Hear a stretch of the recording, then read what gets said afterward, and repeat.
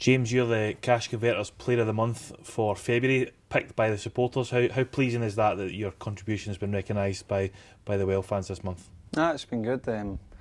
Obviously, I've never had a great start to the season, but since the turn of the year, my form's picked up, and I'm delighted. I don't think we played many games in February though, so I'll take it. I'm happy that the fans are happy with how I'm playing at the minute. You mentioned your form there, and that was going to form the next part of my next question. First couple of months of the season, you found it difficult. You were kind of in and out the side. You had problems with injury. Yet, all since that Partick Thistle game in late December, it's really been an upward curve. Do you have any idea why it wasn't quite working out those couple of months, and then subsequently why it has been so good in the last few months? I think obviously at the start of the season I struggled a bit with injury. I had to come off the Cowdenbeath game with a tight hamstring, which I thought was coming for tightness in my back. And I struggled through every game really with it until I got a scan and it found that I'd actually torn my hamstring. So I think a wee bit of that, I don't know, I think I couldn't get into my stride really because I never trained probably a full week, or if I did I was just getting through it and try to hide the fact that I had a tight hamstring. And since the Thistle game, obviously that was the first game I played up front, and I've managed to get involved more in the game for a central position. So I think it's a wee bit of everything, get a bit of fitness, confidence, and the fact that I'm getting a chance to play up front as well. The manager said, I remember back in those times, he said you were probably trying too hard. You're trying to make up probably for the fact that you weren't feeling right. Do you think that's an accurate one, that now it seems to be more natural, you're back to doing what you do, taking guys on, winning guys, creating chances, whereas perhaps maybe early in the season you were maybe overdoing it slightly? I think I'm not putting the fact I never played well wasn't solely into the fact I was struggling with my hamstring, but it was there, and I knew that I had to get on with it, and I was definitely trying too hard. I've got high standards, and I wasn't meeting them, and it was frustrating for me. I don't want to focus on the negatives, but were you having doubts at that particular time about your move to the club, about everything round about the kind of football element, or are you the type of guy who's kind of confident to say, no, I'll get through this, I'll get back to what I know I can do? I wasn't having doubts about my move to the club. I was having obviously a confidence issue with, I wasn't playing well, and I was starting to doubt myself a bit. But it's part of football. You go through spells. I know there's a thing about mental health issues and stuff. SFA releasing a video, whatever. I wouldn't say that I didn't have depression or anything. I'm not saying that, but it is it's a physical sport, but then probably a massive side to it's your mental state as well. And you do have doubts day to day. You can be up and down, and it's just part of the game. I know you're a big family man, and you're close to your wife. You've got 4 lovely kids. How much did they play a part in that particular time? The family. I know you mentioned the SFA or the play at PFA, but was that a big comfort for you at that particular time, particularly when you were injured?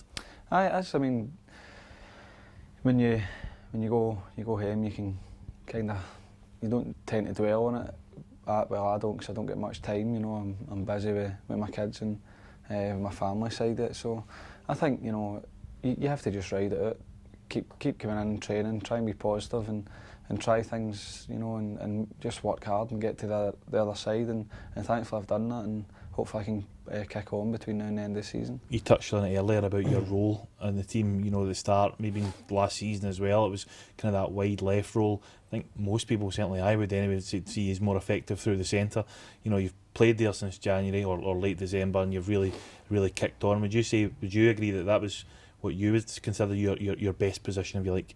I think so. I think you can see leading up to the Thistle game, I wasn't having a great impact in games, and I wasn't playing much. Since I had a wee spell with injury, and when I came back, the team were doing well, and I was finding it hard to get involved.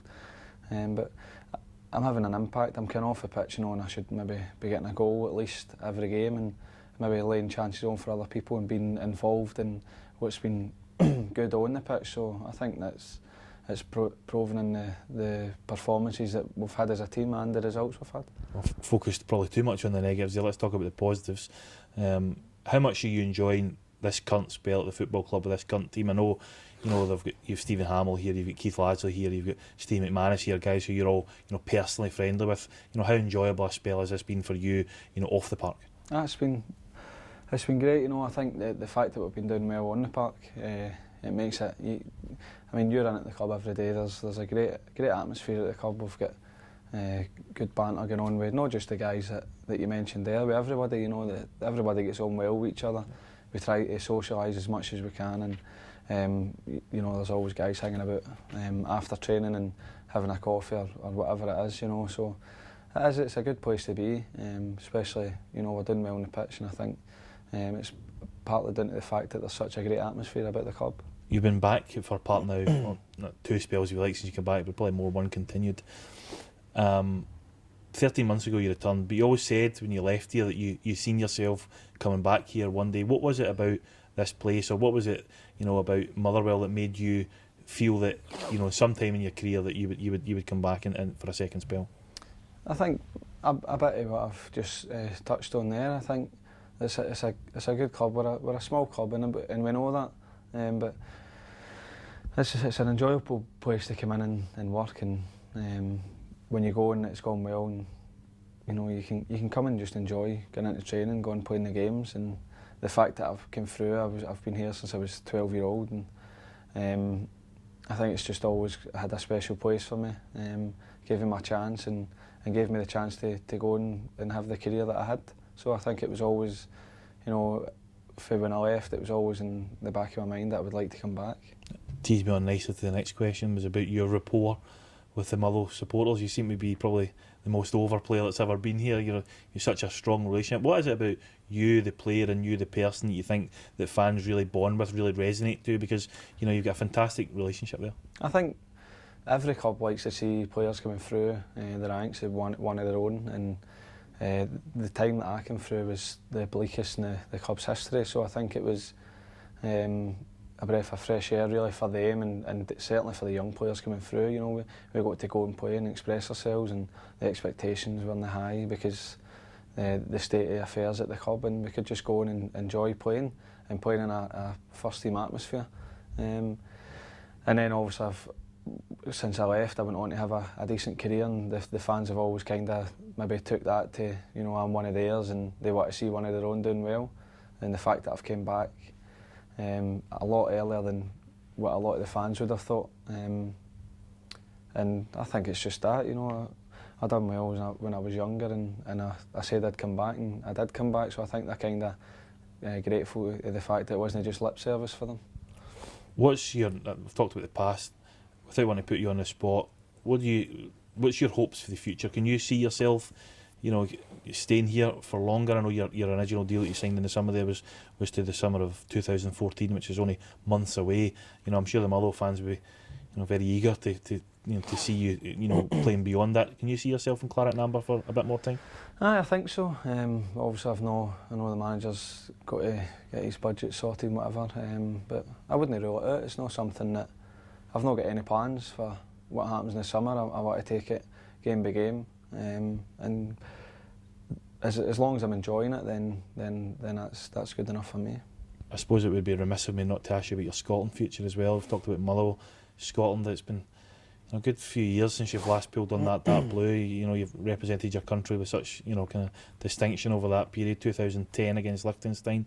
Do you see that door closed, or does the fact that Stuart McCall and Gordon Strachan, the manager, have seen it said publicly over the last, you know, few weeks and months that you know, there is an opportunity for you there to get, you know, at minimum those 2 caps that would take you to 50?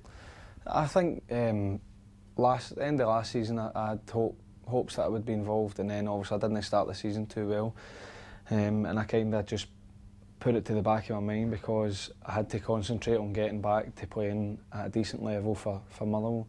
And I think it's got to be more of the same for me. I need to make sure that I'm performing to the level I know I can every week, and see where it takes me.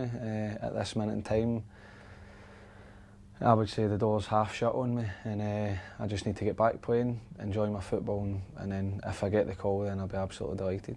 I know it's easy to say this, but there's the likes of Gordon Greer, who's still playing at 33, still doing well. Chris Boyd, who, you know, at the same time as you was almost vilified at that particular time, seems to have managed to work his way back in, albeit for a friendly. Does that give you hope in that sense? It does. I mean, the manager's shown that age doesn't matter, you know.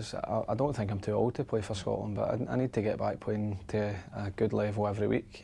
I feel as though I've done part of that since the turn of the year, and if I can continue it, take it on to next season, then hopefully I can be involved. But as I said, I've not got any massive aims too far ahead in the future. I'm looking at it, hopefully being fit for the weekend and putting on a performance again, maybe get a couple of goals and see where it takes me for the next game. You mentioned the weekend Kilmarnock visit Fir Park. They're a side that can always pose problems. One of your old teammates, Chris Boyd, I seen was very complimentary about you on the television on Sunday night. They're going to come here and no doubt pose problems with a guy like Boyd and even other players like Eremenko who have shown already that how quality footballers they are. Aye, they are. I mean, when we played them earlier in the season, they didn't play particularly well.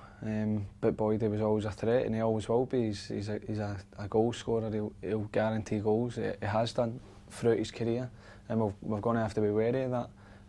He looks as if he's got a new hunger for the game as well, and he's putting the right shift in every game. Every time you see him, he looks as if he's working really hard, and he's added stuff to his game as well. But the one thing you'll get off of Chris Boyd's goals, so we need to be ready for that, and I'm sure Hutchie and Mick have done well recently, and I'm sure they'll be up for the challenge.